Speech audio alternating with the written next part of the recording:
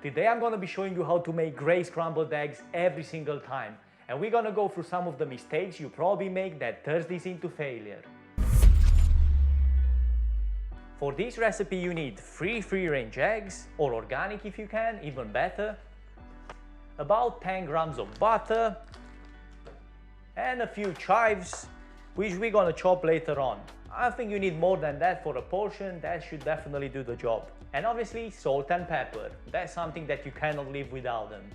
Now instead of using a frying pan, which to be honest is great, but you need to know how to control the heat when you're making scrambled eggs in a frying pan directly on the heat, we're going to be using a saucepan with a bowl on top. And what this going to do, we're going to make a bain-marie. And what this is, we're going to get some water in here, making sure that it doesn't touch the bowl. So we're only going to be cooking the scrambled eggs with the steam that gets released from the water. This way we have a lot better control over the heat. This method of cooking is going to get you great results every single time because you can control the heat in a lot better way.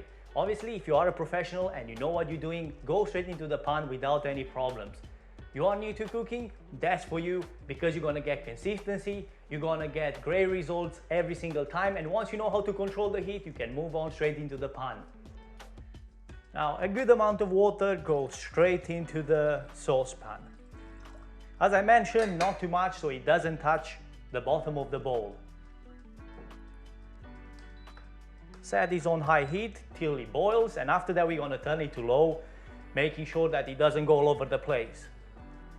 The water starts boiling. Now I'm going to reduce the heat. As you can see, there is a lot of steam coming up.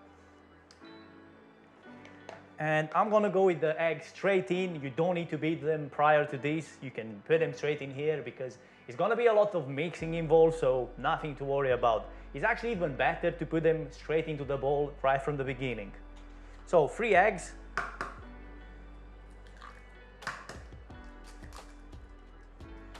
And then we go with the butter.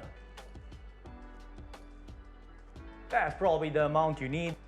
Should be good. Straight in.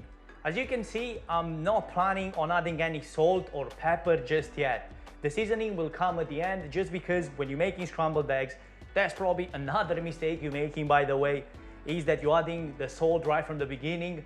That's because it kind of turns watery and it releases some sort of liquid. It curdles in a really weird way, so keep the salt towards the end, the same with the pepper. Nothing is gonna happen for a bit till the bowl is properly hot. Although the bottom of the bowl gets quite hot, it's still in a lot better control environment comparing when you cook it straight into the pan. As you can see, it's nicely coming together. This will take another 4 or 5 minutes. As I mentioned, this is a slightly longer method than when you would cook it in the pan. We are going to be mixing from time to time, keeping an eye on this, but while this is cooking, we're going to prepare a quick buttery toast, something that works very well with the scrambled eggs. For the buttery toast, set the pan on medium-high heat and add about, I don't know, 10 grams of butter, something like that. You can definitely use a standard baguette. This will definitely do the job. We're going to be slicing about 2 slices, 1 or 2, depending on how much you want. And I'm going to go slightly in angle. That's just because it kind of looks better as well. So 1 slice in, followed by the other. First, we're gonna flip these slices of baguette so they can absorb some of that butter on both sides. These start getting a nice color on the outside, and I'm just gonna leave them for another 10 seconds, and that's pretty much it. We're gonna take them off the heat. At this point, it's very important to pay more attention to the bowl. That's because everything is coming together, but you don't wanna overcook it. Now, towards the end, I'm gonna be chopping a few chives. These don't just give a better flavor to the scrambled eggs, but they look nicer because of that contrast between yellow and green. The scrambled eggs are pretty much there. Now we're gonna get in the seasoning, and after that the chives. First we're gonna go with the salt. Get a good pinch of salt in there, follow with freshly grounded black pepper, and after that the chives go straight in.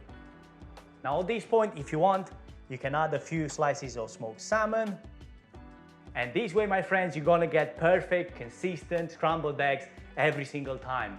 I'll see you in the future with more video recipes. Make sure you subscribe to the channel, and if you enjoyed this video, give it a thumbs up. You keep watching and I'll keep cooking.